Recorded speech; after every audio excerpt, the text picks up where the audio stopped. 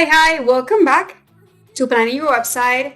Again, I'm Ivanska and I'm going to be your guide in this process. So pretty much now that you are having your goals and you're starting to plan your content and you're starting to get everything together, now is the time to kind of talk more about the website structure and domains, hosting, and everything that you're going to need right after your website is ready. Even though your website is still not ready right now, we want to get ready for when it is.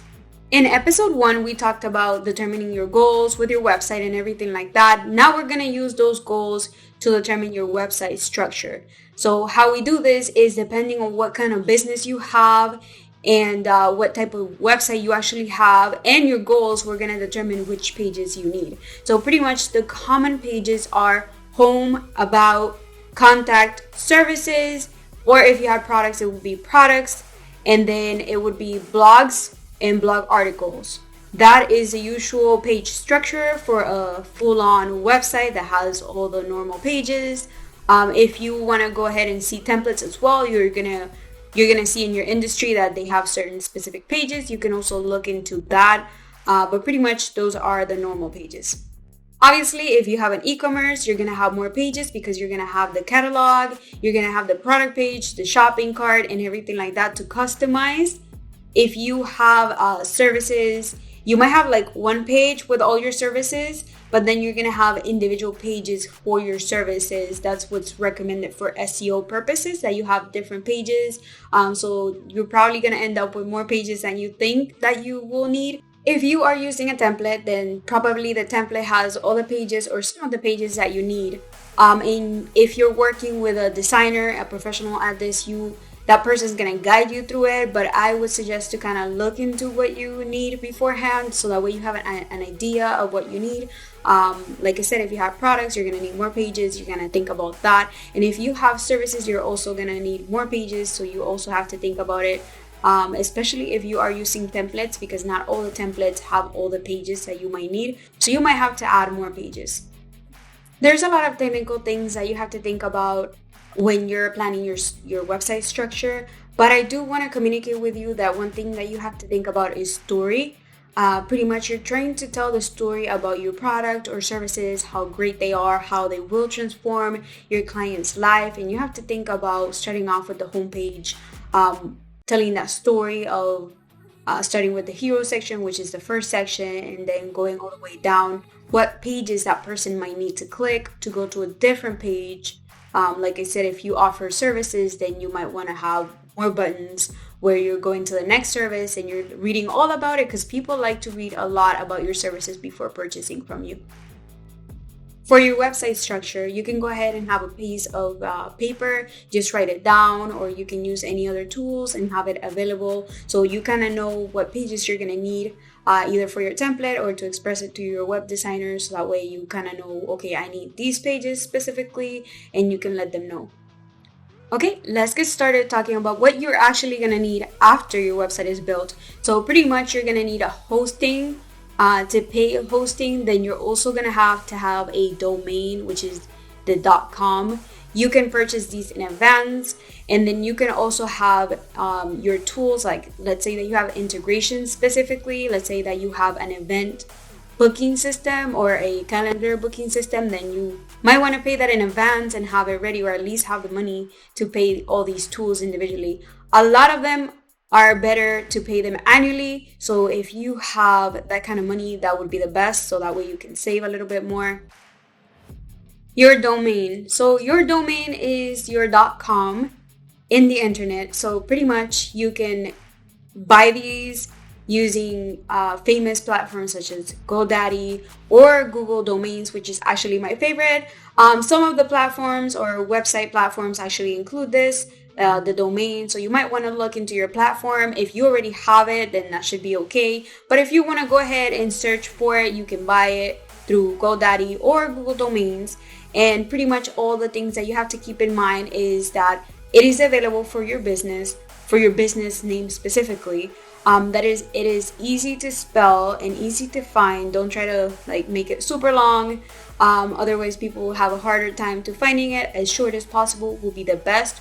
As descriptive of your service as well would be the best. Like let's say for that you offer marketing services, then you want to have marketing in the word.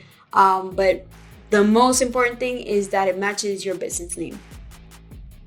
You can buy these. The range is from $12 to $15. At least this year, they might increase, they might change. They are paid yearly, so it's not that much of money. But you can go ahead and buy them in advance. Like, let's say that you want to start a certain business in the future, then you can go ahead and buy it now, so you have it, that little spot in the internet that is all yours.